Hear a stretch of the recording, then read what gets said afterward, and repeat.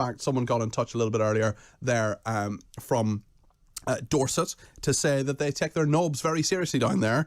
The annual Dorset Knob Throwing Challenge involves people tossing the county's traditional cookies across a field. Let's talk about this with Connor Tomlinson, who is a political commentator. Connor, you're very welcome to Talk Radio this afternoon for this very important and serious discussion. What are your thoughts on knobs? Well, I'm just glad that for any story on knobs, you decided to call me Peter. I'm obviously we think knob in mind as an expert. We see the word knob, we immediately think ring Connor Tomlinson. You've been talking to my girlfriend then. Yes, obviously this sort of is one of the quaint British traditions that is not dying out, but has been challenged under lockdown the last 2 years of social atomization. It means people can't go out and engage in traditions and sharing knobs with one another. Actually, I'm sure plenty of men and women during the time of lockdown might have been engaged in, practicing their throwing technique and tossing knobs, so now they get to go out and do it in a field with all their friends. Yes, this contest, which is on the 1st of May, is in jeopardy because it's swollen in popularity in recent years, but it's finding them longer than anticipated. It was last held in 2019. An update on the website of the event said we had over 8,000 people attending in 2019, meaning it reached such a size it simply cannot be run by a small village committee. We've looked at various options, but sadly couldn't make any of them work this year. It's not just about tossing your knob, obviously. It's about knob eating, knob painting, a knob and spoon race, guess the weight of the big knob, knob darts, and a knob pyramid as well. So lots going on there. Fun for all the family, clearly. Absolutely. Everybody getting involved in with their knobs there. We hope the event can return in years to come, but apparently there were multiple injuries at Cooper Hill's annual cheese rolling contest in Gloucestershire in England. Why do people do these kind of weird and wonderful things? It's a bit of tradition. The one actually in Derbyshire, I used to live in Derbyshire, they had some crazy football match that involved sort of everybody, and it sort of went on and on and on for a whole day or something, and loads of people got quite seriously injured at points. So these traditions do exist, Connor. What do you make of them? Well, have you heard of the Atherstone ball game, Peter, by any chance? No, I haven't. What's that? So years and years ago, they decided to set up opposing towns, and they'd meet in the village of Atherstone, fill a ball with gold, and kick it back and forth. You were allowed to use any rule. The only rule was you couldn't kill anyone. And obviously, over the course of years... Excellent rule. Yeah, well, so whoever held Good the rule ball for by life, the end really. of the hour... Don't kill anyone.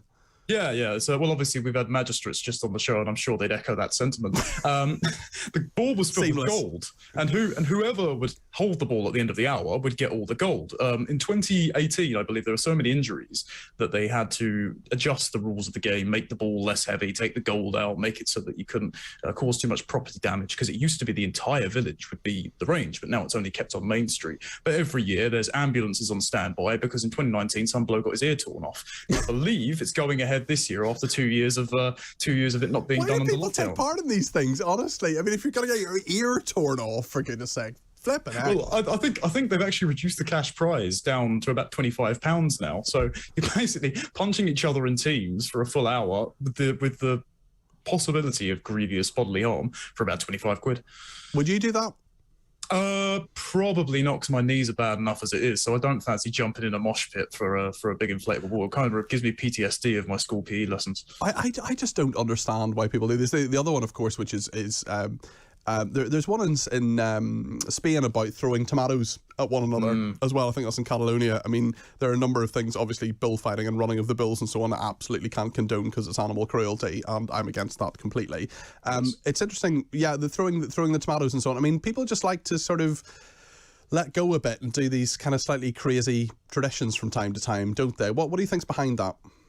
I think it's actually to do with the British sort of stuff. I believe there was a quote where it's often misattributed to Napoleon, where he says, England is an island of shopkeepers. And it means we're a sort of insular town-like country where we're quite set in our ways, and we keep the covenant of traditions from years past and pass them down to people. And even if they are a bit silly, even if they're a bit arbitrary, even if they're a bit farcical, like, knob tossing, I think there's something about it that allows you to connect to the past, particularly to a simpler time where there weren't as many smartphones, where there weren't as many interconnected political issues, where we aren't all glued to our screens and worried about what's happening halfway around the world to Ukraine. I mean, people forget, years ago when a war broke out, you wouldn't hear for months because it had to go on a decree by a ship. And so it meant a time where the community came together even to do something as ridiculous as rolling cheese down a hill. So I think as you get older, maybe it's still a bit strange, but I roll my eyes a little bit less at it and sometimes go, okay, well, what keeps people happy other than the Atherstone ball game, of course, where they're tearing each other ears off. They're not hurting anyone. So. Yes, indeed. It's all fun and games until someone's ear gets torn off.